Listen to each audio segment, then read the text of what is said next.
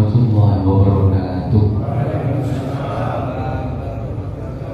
Alhamdulillahirabbil alamin. Allahumma shalli ala sayyidina Muhammadin wa alihi walhamdulillahirabbil alamin. Allahumma rzuqna fahman nabiyyin wa hifdzal mursalin wa ilhamal malaikatil muqarrabin bi rahmatika ya arhamar rahimin. Yang dimuliakan oleh Allah, Bapak Ketua Pengadilan Tinggi Bapak Haji Haris Mardianto SHMH, semoga senantiasa diberikan kesehatan, panjang umur, ridhoanillah. Subhanallah, namanya nama Arab, insya Allah di surga. Amin ya rabbal alamin. Dulu itu ketika saya kuliah di Syariah, Fakultas Syariah, ada satu dosen itu dari Mesir, Bapak. Ketika absen, Budi Setiawan, Ismul Jawi la yadkhulul jannah, bilang begitu. Saya terus ngomong, la Abu Lahab Ismul Arabi walakin ahlin nar. Abu Lahab namanya Arab tapi ahli neraka. Ana Ismul Jawi ahli jannah. Amin Allahumma amin. Jadi yang namanya Pak Ijo, yang namanya selama dia ahli agama, insya Allah masuk surga. Amin Allahumma amin. Yang dimuliakan oleh Allah, Bapak Tajuddin Desa selaku wakil dari Pengadilan Tinggi, semoga senantiasa diberikan kesehatan, panjang umur, ridhoanillah, dan tak lupa takmir masjid kita yang sangat kita cintai ini, Bapak Sugeng Hianto. Pak ini juga nama Jawa nih. Iya, boleh. Tapi dulu nama saya bukan Budi Setiawan. Nama saya Zaidul Fathul Muiz. Wah, namanya bagus kan. Tapi orang Jawa itu punya keyakinan yang apa ya? Allah betul, ini indah dhanni abdi. Allah itu sesuai dengan prasangka hambanya. Orang Jawa itu koyok sungkan, jeneng Arab, kiloro-loronan, kaboten jeneng. Akhirnya dengan adabnya yang luar biasa, dunke jenenge, akhirnya Budi Setiawan. Dan ketika saya tanya, mbah saya itu bilang, nah nyawamu rangkep tenang. Karena saya itu katanya sakit kayak Nabi Ayub. Jadi kulit, mohon maaf, kadal itu saya pernah makan, tokek saya pernah makan, mandi di mana itu Tanjung Mas itu hampir tiap hari, tidak sembuh-sembuh. Akhirnya diganti Budi Setiawan, sembuh. Ya Allah. Makanya orang Jawa itu jangan lupa dengan Jawanya. Kemarin ramai itu di Karanganyar tentang apa? Wedus gendit. Bagaimana kita menyikapi itu? Bus modern kok wedus gendit. Ngertos wedus gendit? Ini nanti kita nyambung ke tentang betapa istimewanya Al-Quran. Jadi kemarin itu bukan kasus banjir yang di Karanganyar, ada yang ditemui kemudian minta wedus gendit, akhirnya disembelih. Ketika itu ramai, saya kemudian ingat tentang surah Al-Baqarah. Bapak Ibu pernah dengar kenapa di Al-Quran ada nama surat yaitu sapi betina? Sudah pernah dengar ceritanya? Bagaimana ceritanya? Itu kan berkaitan dengan hewan. Yang lebih takjub lagi, Masya Allah, ini disusun betul oleh Allah. Betapa kita nanti bersyukurnya diberi tinggalan yaitu Al-Quran, bukan tinggalan yang lainnya, bukan hanya tinggalan cerita. Kalau mukjizat yang lain itu hanya cerita, kayak Nabi siapa namanya Musa itu punya mukjizat apa? Tongkat. Masih ada nggak tongkatnya? Masih ada nggak? Kalau masih ada tongkatnya, nggak akan mungkin bisa digunakan. Kalau masih bisa digunakan, siapa yang paling senang mau pinjam? Pak Basuki mesti bikin tol di Sayung, pinjam tongkatnya Nabi Musa. Nyun sewu jenengan yang mau selonjor silakan selonjor, kakinya nggak apa-apa. Di Al-Quran itu ada ayat alladzina yadhkurunallaha qiyaman wa qu'udan wa 'ala junubihim wa yatafakkaruna fil khalqi. Monggo, nggak apa-apa, saestu selonjor daripada nanti asal urate kabur. Betul apa-apa, selonjor betul apa-apa, saestu.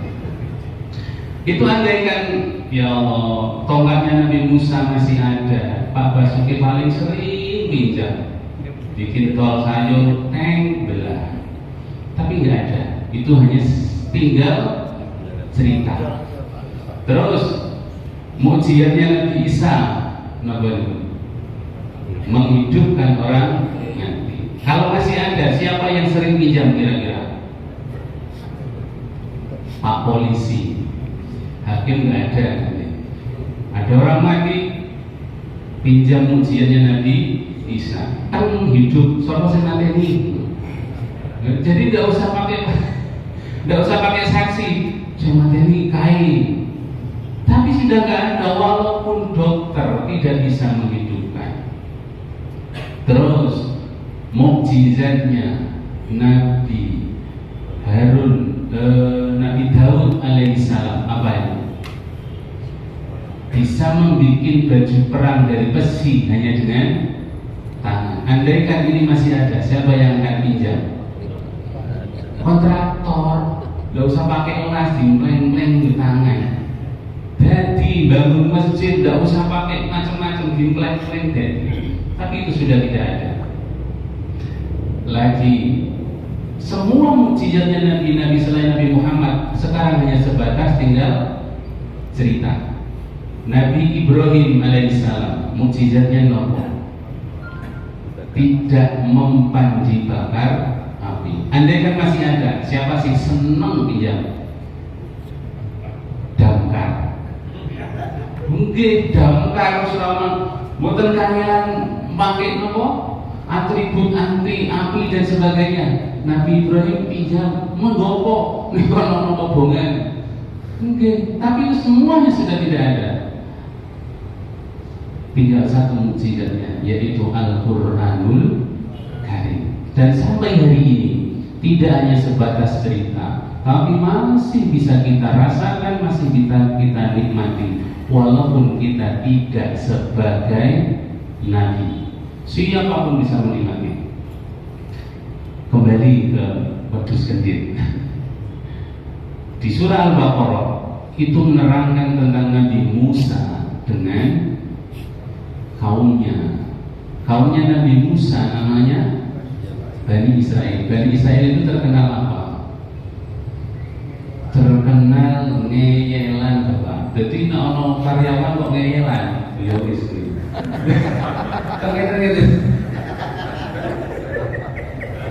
Terus gerungnya ngeyelan, oh Bani Israel.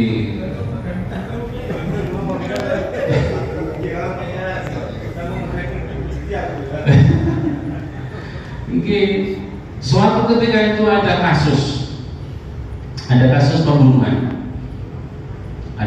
pembunuhan, orang kaya raya tapi dia tidak memiliki keturunan, hanya ada satu keponakannya. Dia ini berpikir bagaimana saya mendapatkan warisan dari pakdinya. Akhirnya ringkas cerita, ini kemudian menjadi hukum sampai hari ini. Si keponakan ini membunuh pakdinya, dan jasadnya diletakkan di depan pintu orang lain. Alibinya berarti pembunuhnya adalah yang punya rumah. Jadi zaman dulu itu sudah ada alibi. Wah, akhirnya rame, bingung itu. Wong sugih mati, hartanya begitu banyak. Setelah itu rame, keponakannya wadul. Wadul itu bahasa Indonesia apa ya? Mengadu. Wahai Nabi Musa, paman saya, Pak adik saya sudah meninggal dunia, maka warisannya jatuh ke saya.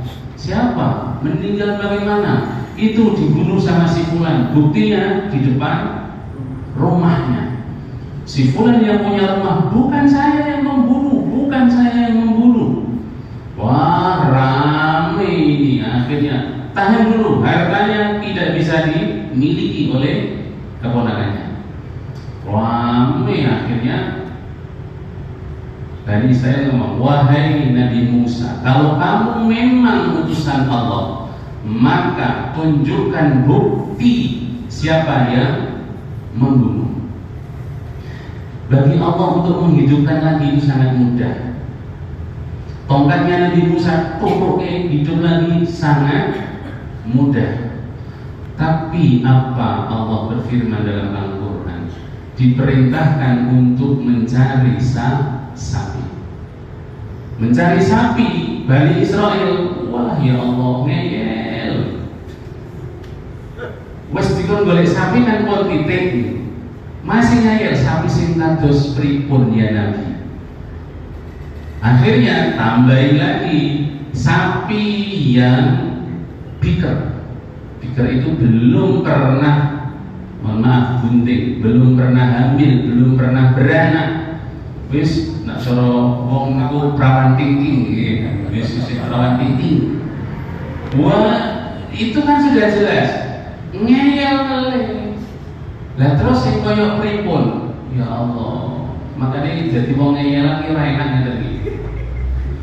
Nggih. Suwe-suwe kok disemprot. Barek mangkat kok kakean. Nek cara wong Jawa kakean cangkem. Makanya ibu-ibu ketika suami ini matur di damelke kopi, wis gawe ki. Aja ngomong ambek gorengan ra Pak. Ambek gorengan. Sing kenangan iya, malah kangen dhewe. Gawe kopi Bu nggih, langsung gawe iki. Rasa sing aeng-aeng. Kali gorengan, sing anget, tempe apa tahu lah wis. Ora tekan-tekan kopi. Dan ini Bani Israil sami sehingga terus nopo yang seperti apa?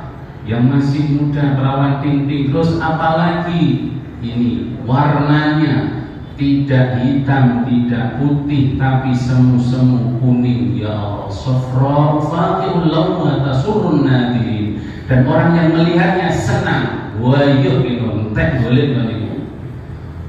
Warnanya tidak hitam, tidak putih, semu kuning, dan orang yang melihatnya senang. Ini tidak selesai di situ. Ada lagi apa yang belum pernah ditunggangi?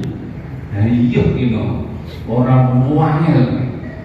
Makanya sesuatu yang digunakan untuk syarat pasti sulit. Melebu ke PT syaratnya gampil nomor betul. Maksudnya gampil ya. Dikunci gitu. Iya, uangnya ini syaratnya. Makanya modus kredit, kayak modus biasa, kayak pokoknya modus kacangan, mau guys, cuili modus kacangan. Akhirnya mentok itu, ya wes saya cari. Itu nyari sulitnya, masya Allah. Masih ada yang belum paham modus kredit? Oh, asli itu di Bapak? Oh, Jogja. Saya itu pernah dapat modus kredit itu 2. Tapi kebetulan pas bulan kurban, itu kalau bulan kurban tak jual barang. Modus kredit itu semuanya hitam, terus di perutnya ini putih, melingkar kayak sapu. Itu namanya modus kredit. Biasanya untuk syarat, tapi tetap menyembelihnya, mintanya kepada Allah. Tetap menyembelihnya menyebut nama Allah. Ya, bukan menyebut nama selain nama Allah. Nah ini ketika Nabi Musa wis kuwi sing perawan linting warnane ora ireng ora putih semu kuning wong sing delok seneng burung pernah ditunggangi kok meneh dienggo membaca. Wah bingung Bani Israil boleh piye wis delalah ternyata sudah Allah siapkan. Ada anak yatim. Ini kisah ini termaktub di dalam kitab Masya Allah, Tafsir Ibnu Katsir. Allah siapkan ada anak yatim. Ibunya bilang, nah, sewaktu kamu kecil, bapakmu itu punya sapi. Tapi sapinya karena saat itu kondisinya tidak aman, sapinya dilepaskan di hutan. Ya Allah, saya titip ini sapi, colge. Kondisinya karena tidak aman. Akhirnya bapaknya meninggal dunia. Lama kemudian anak ini sudah dewasa. Takdimnya luar biasa kepada ibunya. Sudah dewasa, dia menghina, bapakmu punya warisan. Kaget, lu masuk bapak ada warisan. Anaknya ini hanya seorang pencari kayu bakar. Bapak punya warisan, untukmu ambillah di hutan. Boleh di hutan kon jiko. Padahal ini sudah bertahun-tahun. Tapi kalau kamu ke hutan, kamu minta, kamu bilang sama Allah, ya Allah, saya akan mengambil sapi yang punya ayahku. Karena ketakdimannya seorang anak disuruh manut orang akeh takon seperti Bani Israel. Nggih, Bu. Akhirnya ke hutan, baca doa, ya Allah, kula badhe mendhet sapi ingkang dipun tinggali Bapak. Akhirnya apa? Sapi ini datang.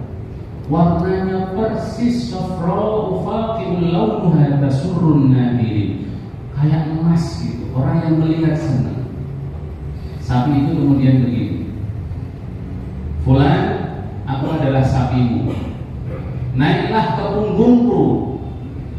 Kamu akan aku antarkan pulang.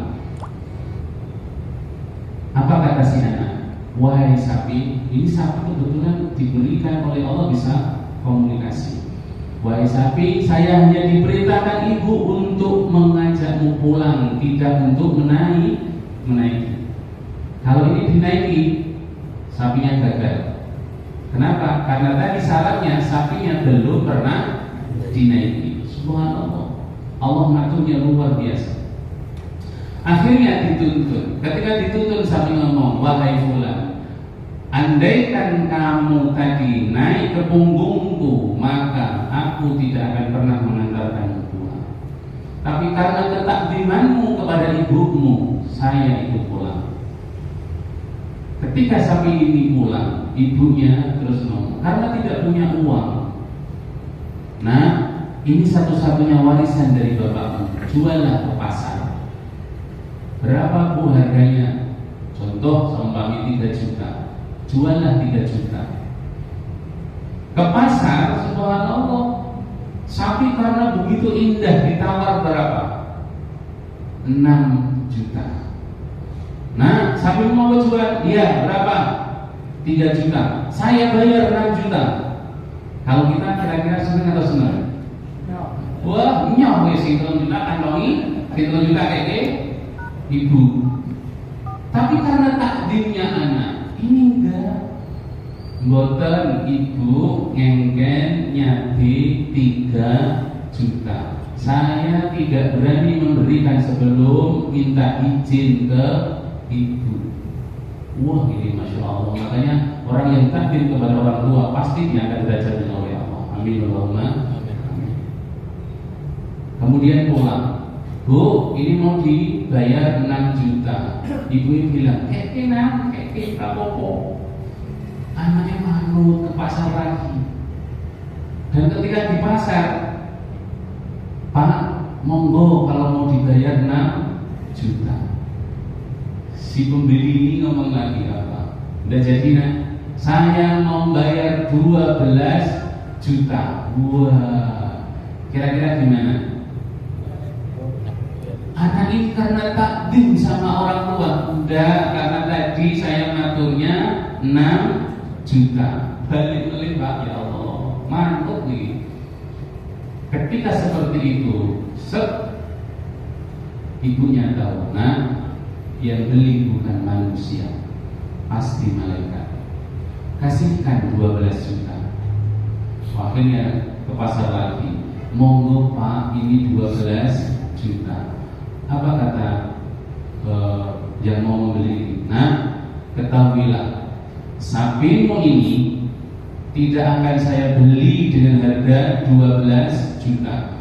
Tapi tahanlah dan jangan kau berikan kepada siapapun sampai nanti ada Musa dan umatnya membeli sapimu seberat emas di kulit sapimu.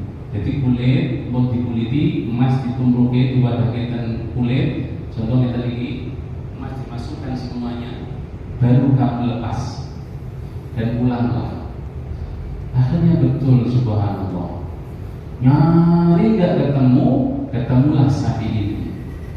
Masih perawan, ting-ting, belum pernah dinaiki, belum pernah ditunggangi. Kemudian warnanya persis gold, warna emas, dan orang yang melihatnya adalah senang. Dan betul, nyanyangan rego. Bani Israel ngenyak, yo bisa milih boten. Akhirnya Nabi Musa turun tangan. Berapa kamu mintanya? Emas ditaruh di kulit, seberat itulah saya minta. Wah ini, makanya ketika untuk syarat, saya ngangel-ngangel, lompo-lompo yang klasik-klasik, mahal. Termasuk ketika jenengan gada garbo, umurnya wis tidak lagi muda, kan klasik nih. Nah, ini aku disia-siano, ini klasik. Sami boleh jawab Pak, bi jenengan bukan kan saya ini kok klasik nih. Jadi aku disia-siano, larang gitu. Akhirnya deal sama Nabi Musa. Wahai deal, emasnya yang membayar dari mana? Dari kekayaan si mayat tadi. Yowes, akhirnya disembelih. Lihat ini, bagaimana Allah mengajarkan kepada kita.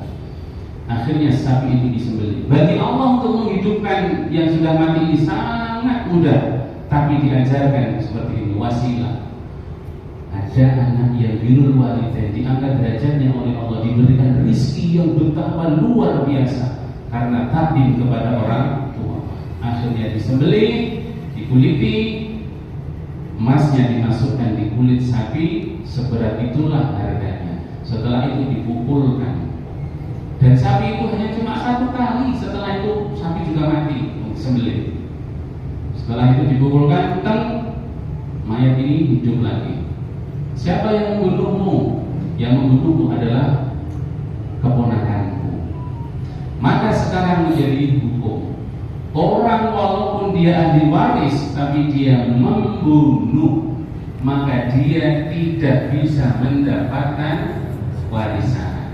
Ini, cerita ini adalah di zaman Nabi Musa dan berlaku hukum sampai hari ini. Dan alhamdulillahnya kita masih diberikan Al-Quran. Maka betapa luar biasanya. Sekarang siti-siti modus kendit ora oleh, anu ora oleh. Selama kita memintanya kepada Allah, sedekah bumi kita mintanya kepada Allah, kemudian nyadran kita memintanya kepada Allah, tidak ada masalah. Tapi wasilah dengan benda, boleh tidak berwasilah dengan benda? Boleh kita buat kata ya? Boleh. Rasulullah Muhammad SAW itu pernah ada pengemis yang betul-betul miskin, uwere. Jaluk itu bukan cuma jaluk dinar, tapi minta jubahnya Rasulullah.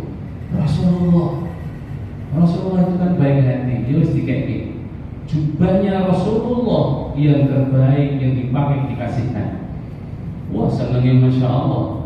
Ketika itu langsung ditawarkan di pasar, wahai pengunjung, siapa yang mau membeli jubah ini? Jubah ini adalah miliknya Rasulullah. Maka zaman dulu lelang itu sudah ada. Maka tidak heran ketika sekarang ada lelang.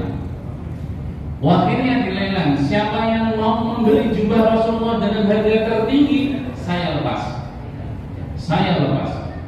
Akhirnya betul, ada seorang kaya raya yang buta.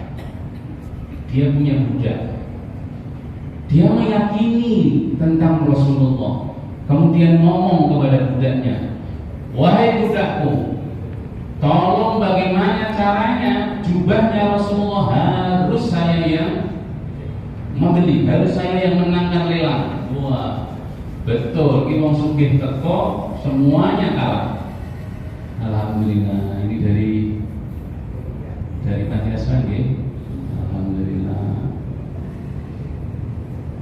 Ketika dilelang, akhirnya lelang itu dimenangkan oleh orang kaya. Orang kaya yang buta tadi. Wis piye carane pokoknya jumbai Rasulullah kudu aku sing nyekel, kudu aku sing menang.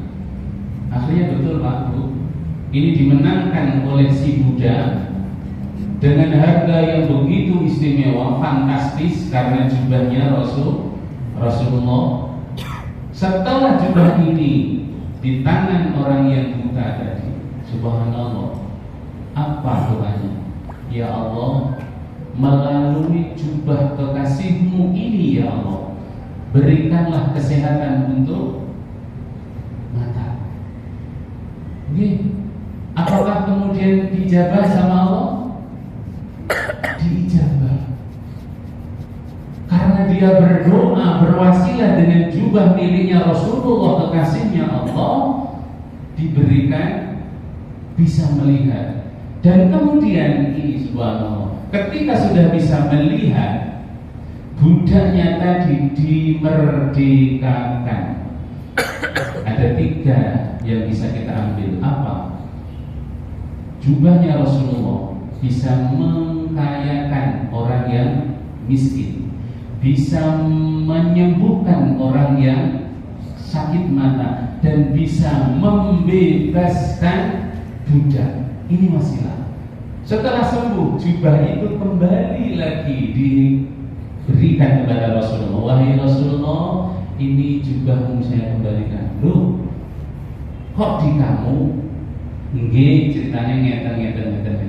Akhirnya Rasulullah bilang kepada Aisyah, wahai Aisyah, ketahuilah, jubah ini dengan iradahnya Allah mengkayakan orang yang miskin, menyembuhkan orang yang buta, dan kemudian apa? Memerdekakan budak. Jadi alhamdulillah ketika kita berwasilah boleh. Oke.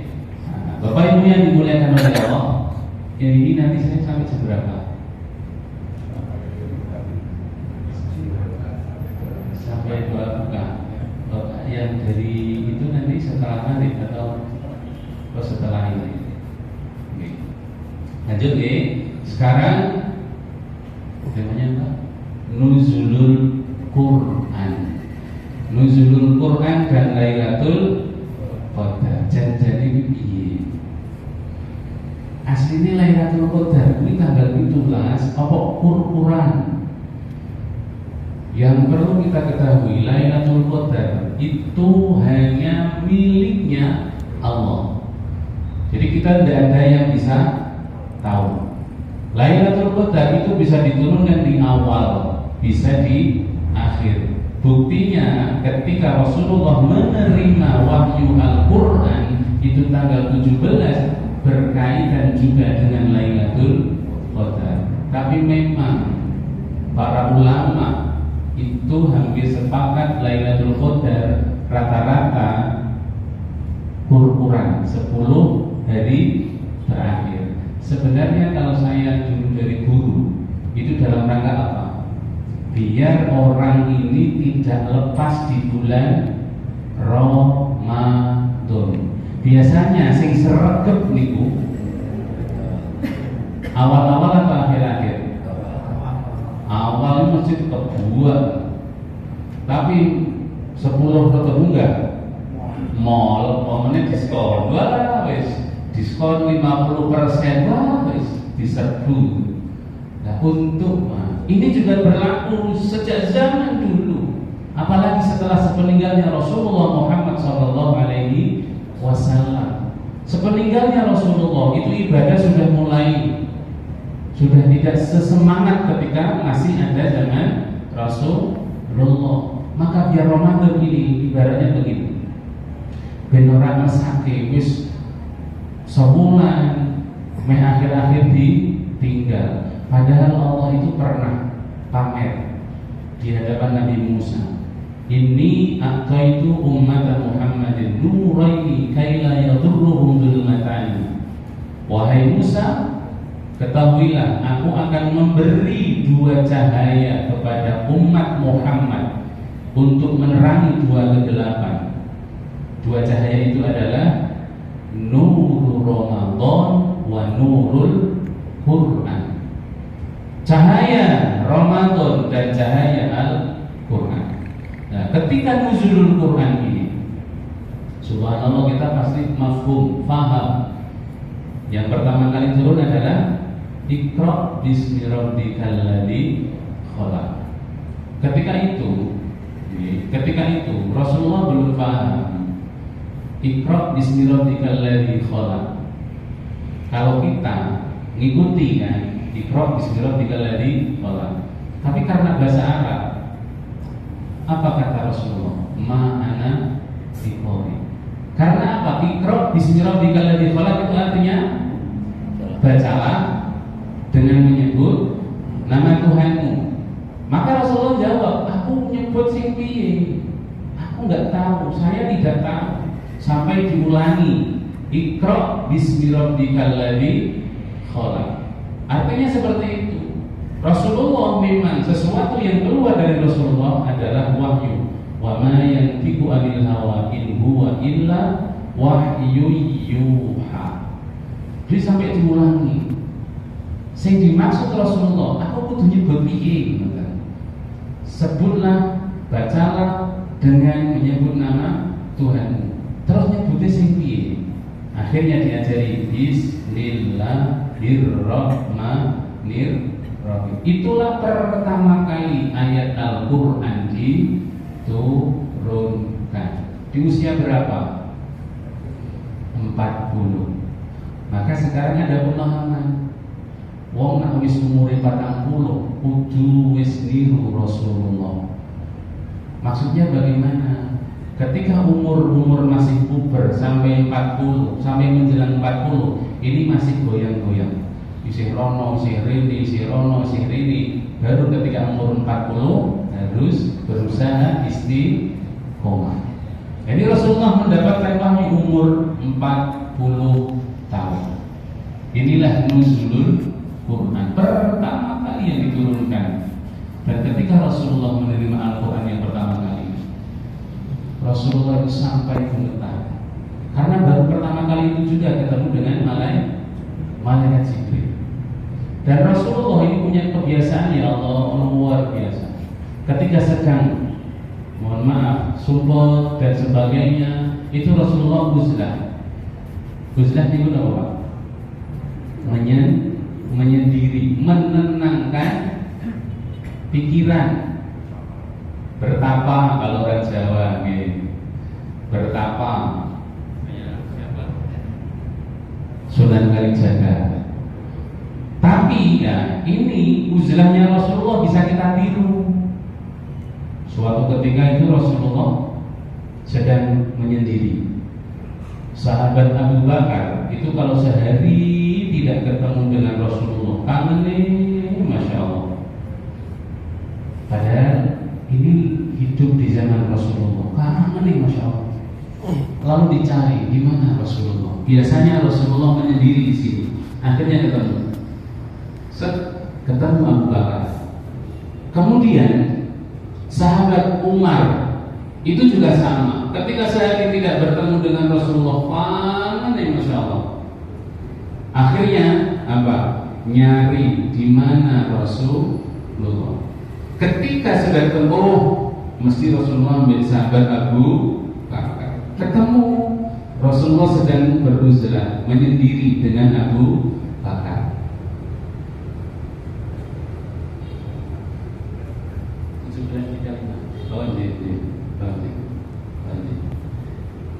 Ketika ini Abu Bakar, Rasulullah, Umar bertiga menyendiri, tidak ada satupun yang komunikasi. Akhirnya sahabat Umar memberanikan diri.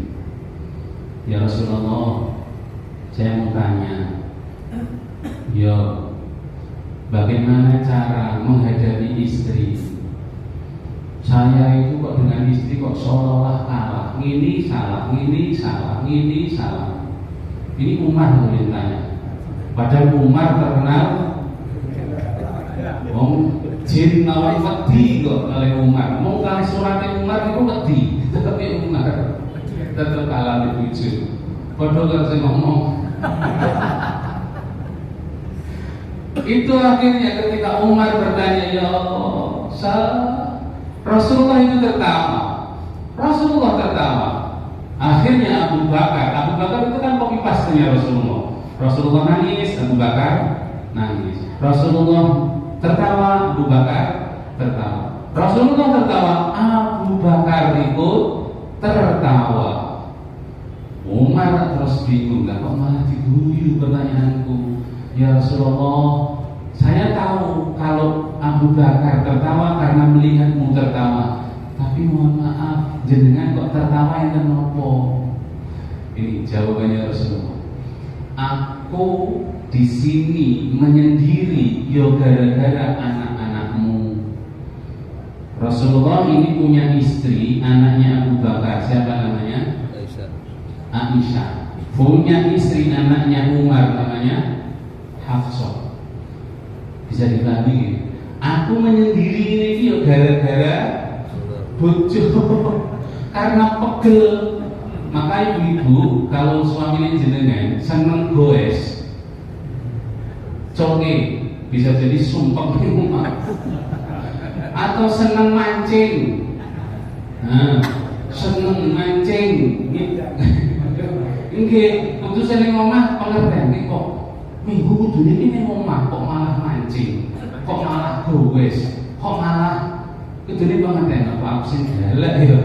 Nah itu. Jadi Rasulullah sedemikian.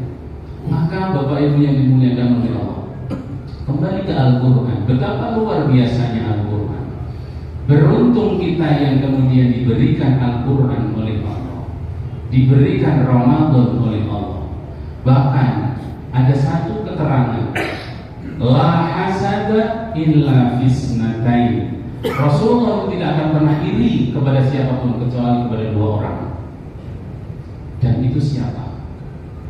Pertama adalah rajulun ataahullahul Qur'an fahuwa yaqumu bihi ana al-lail wa ana an-nahar. Pertama adalah orang yang diberikan kemampuan bisa membaca Al-Qur'an dan dia mau membacanya. Banyak atau tidak di antara kita yang bisa membaca Al-Qur'an? Saya yakin banyak. Tapi yang istiqomah membacanya berapa? Bisa dihitung. Paling ketika awal Ramadan sergap langsung untuk 10 juz. Tapi baru terus melentur.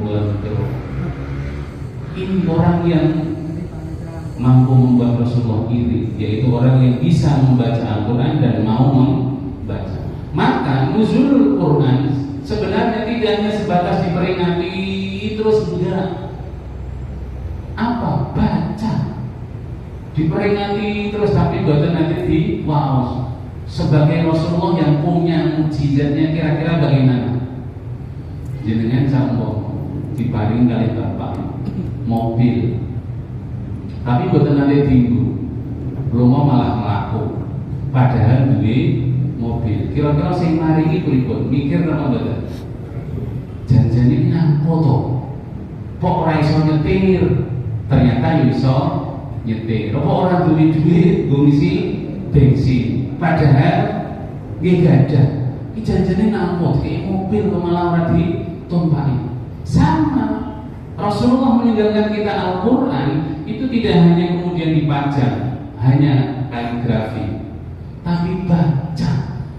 Dan ketika orang membaca Al-Quran pasti akan dimuliakan oleh Allah, pasti itu. Kami ada santri di rumah sejak tahun 2013 sampai hari ini. Pak Yai dulu bilang, ketika awal saya membangun, walaupun sekarang juga belum selesai, Pak Yai hanya bilang, Quranmu tinggi. Saya sowan sampai 3 kali.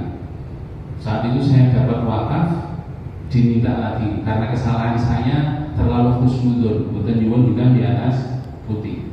Diminta, akhirnya saya pulang. Saya pulang tidak punya apa-apa. Pak Yai bilang, Quranmu tinggi. Di Quran itu di pulau istiqomah no moco hatam seminggu hatam. Kok Gusti Allah saya ngurusi. Ringkas cerita, terbangunlah rumah saya, kemudian ada santri.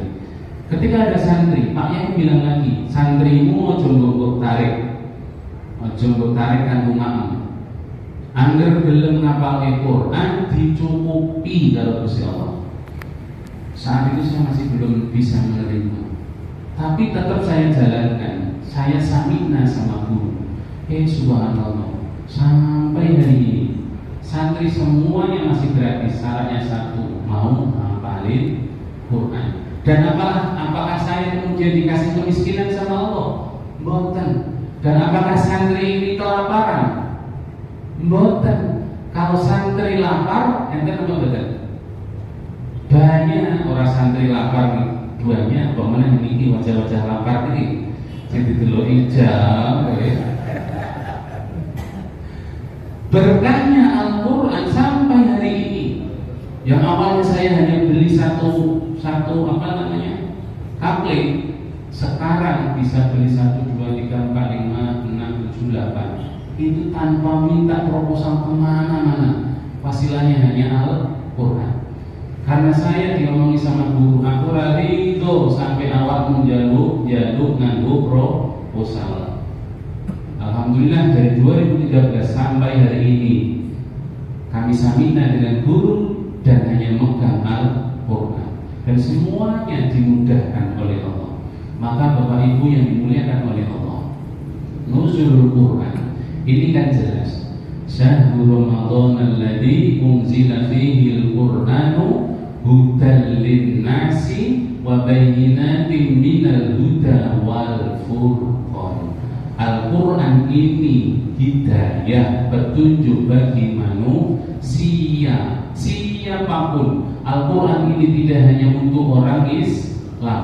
Buktinya mana? Banyak ayat yang berbunyi ya ayyuhan nas, berarti semua manusia. Kalau sudah masuk ke Islam, panggilannya berbeda. Ya ayyuhalladzina amanu kutiba alaikumusiyam dan seterusnya. Maka Al-Quran ini sebenarnya bukan hanya milik orang Islam, tapi semuanya. Bahkan bukti kalau Al-Quran ini hidayah, petunjuk. Pernah ada, mohon maaf, saya baca itu artikel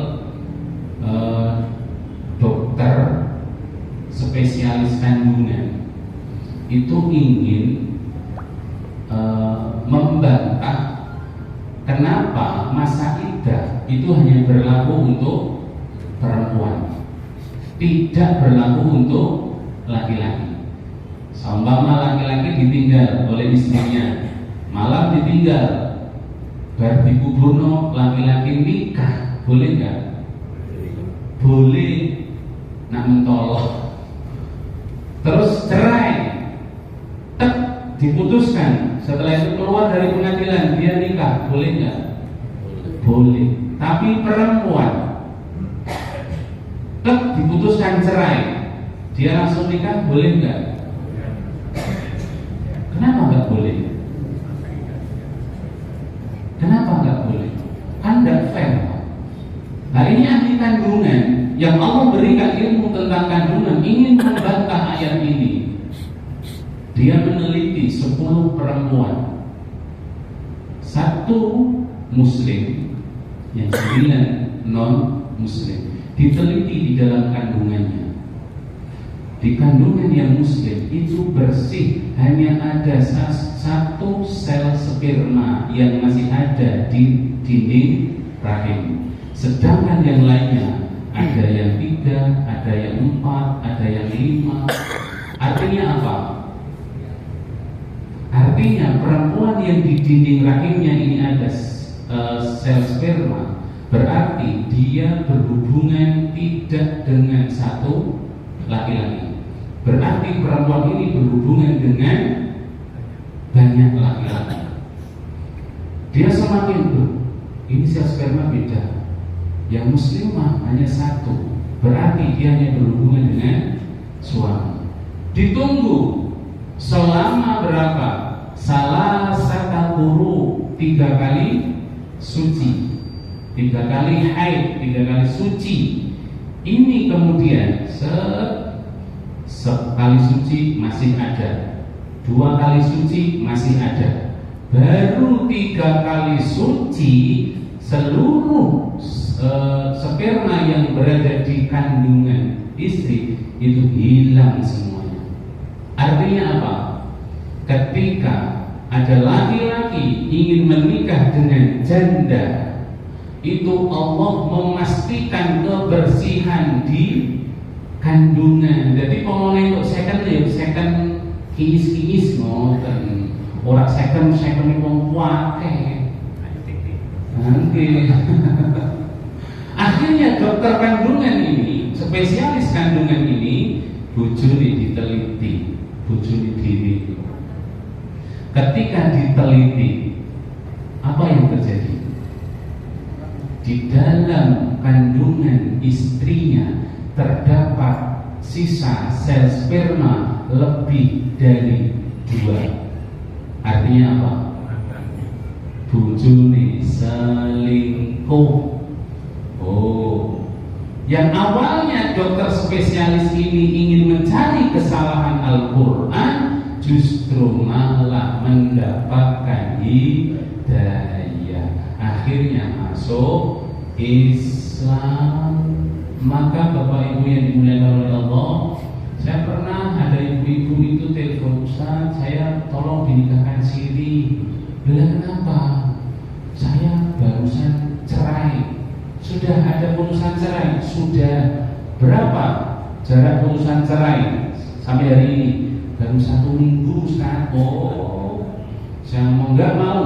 Loh Ustaz, saya kan sudah kenal dengan laki-laki. Daripada saya zina, mendingan saya nikahkan dulu toh Ustaz. Oh, ini malah dosa tambah dosa. Wong masa idah belum selesai, kok kemudian melangsungkan pernikahan. Maka Islam di dalam Al-Quran mengatur sedemikian rupa. Maka Bapak Ibu yang dimuliakan oleh Allah, nuzulul Quran ini momentum bagi kita, bukan hanya sebatas untuk memperingati. Syukur-syukur nanti di pengadilan tinggi ini ada majlis khatmil Quran. Ada berapa sewu? Ada berapa orang Bapak? Banyak nih. Kalau 1 juz dibaca 1 orang, nanti sebulan sekali khataman di sini. Nanti insya Allah lama-lama orang itu akan khatam Al-Quran sampai 30 juz. Kalau dia sudah khatam 30 juz kata Rasulullah, maka dia nanti akan masuk surga bebas memilih. Tapi nak mau ulhu swargane swarga ulhu. Liyane ana swarga Al-Baqarah, ana Ali Imran, ana An-Nisa, dene mau ulhu. Maka mumpung masih diberikan sehat banyak umur, kata Rasulullah, al-hal wal murtahal. Apa itu? Aku bangga ketika ada umatku membaca Al-Quran, kemudian hatam, diulangi lagi, hatam, kemudian diulangi lagi. Amin Allahumma amin. Terus Lailatul Qadar, sedikit lagi. Lailatul Qadar. Lailatul Qadar itu asbabun nuzulnya. Ada asbabun nuzul. Jadi ada sebab diturunkannya Al-Quran. Ada hadis namanya asbabul wurud, sebab diturunkannya hadis. Lain asbabun nuzulnya Al-Qadar Inna anzalnahu fi lailatul qadr, itu karena ada sahabat itu tahu zaman dulu itu namanya Sam'un. Sam'un ini termaktub di dalam kitab Durratun Nasihin. Kalau panjenengan pernah dengar film Samson, Samson pernah dengar ya? Kekuatannya Samson di mana? Nah, ini kan yang kelek itu, boleh. Tapi ini Sampun, karena dipleset di Sampun, orang yang hidupnya itu sampai ratusan tahun dan diberikan kemampuan oleh Allah bengi niku ibadah, iso perang. Tidak ada yang bisa mengalahkan. Tidak ada yang bisa mengalahkan. Sampai kemudian musuhnya ini merayu istrinya. Nah, awakmu iso nyekel bojomu tak opahi emas. Wong wedok akhirnya kerayu kayak emas. Bojone paleni nganggo rantai. Ngertine wis bebas. Ternyata molet ngoten tok, rantene putus. Lagi gagal terus sampai 3 kali. Akhirnya Samson itu takut, napa to Dik, aku ngertani kok ono wae. Ora Mas, aku mau pengin jajal kok. Jare awakmu jenengan niku kuat. Janjian iki kelemahannya apa to? Nah, ternyata kelemahannya apa? Rambutnya yang panjang, bukan rambut kelek tapi rambut asli rambut. Akhirnya betul. Ringkas cerita, ditaleni dengan rambut, tidak bisa bergerak. Akhirnya oleh musuhnya ketahuan, oh ternyata ini. Sampai dipotong tangan, potong kaki, potong sampai tinggal gembung. Tinggal gembung itu tinggal tubuh dok. Subhanallah, sangat murka karena istrinya seperti itu. Akhirnya berdoa, ya Allah, kalau saya panjenengan paling sehat sembuh, saya akan beribadah lebih lama lagi. Qadarullah, balik standar. Akhirnya semua musuh dibantai dan beribadah lebih lama lagi. Maka saat itu sahabat kemudian ngomong, ya Rasulullah, enak no, sampun enak umur itu ngibadah terus. Lah kula umure pendek, ibadah yo pas-pasan. Kemudian turunlah ayat ini, Inna anzalnahu fi lailatul qadr. Wa ma adraka ma lailatul qadr. Lailatul qadri khairum min alfi syahr. Tanazzalul malaikatu war-ruhu fiha bi idzni rabbihim min kulli amrin salamun hiya hatta matla'il fajr. Kemudian Rasulullah mendapatkan wahyu Al-Qur'an. Barang siapa menangi untuk Lailatul Qadar, maka khairum min alfi syahr. Lalu kapan dan bagaimana cara mendapatkannya? Kita nggak ada yang tahu. Ada keterangan selama malam itu panjenengan tidak maksiat. Malam itu kan mulai badal maghrib sampai hatta matla'il fajr. Saumpama malam ini saumpama maghrib nuzul Lailatul Qadar, panjenengan tidak maksiat. Kemudian sholat tarawih, setelah itu tidur, nanti bangun, sahur dan sebagainya, atau sholat tahajud. Pas itu malam Lailatul Qadar kita dapat. Berarti tidak harus melek terus boten. Selama tidak melakukan maksiat, apalagi kemudian menghidupkan malamnya. Biasanya kalau di Demak itu ke Demak tanggal selikur, rolikur, telulikur, tapi itu tetap rahasia Allah.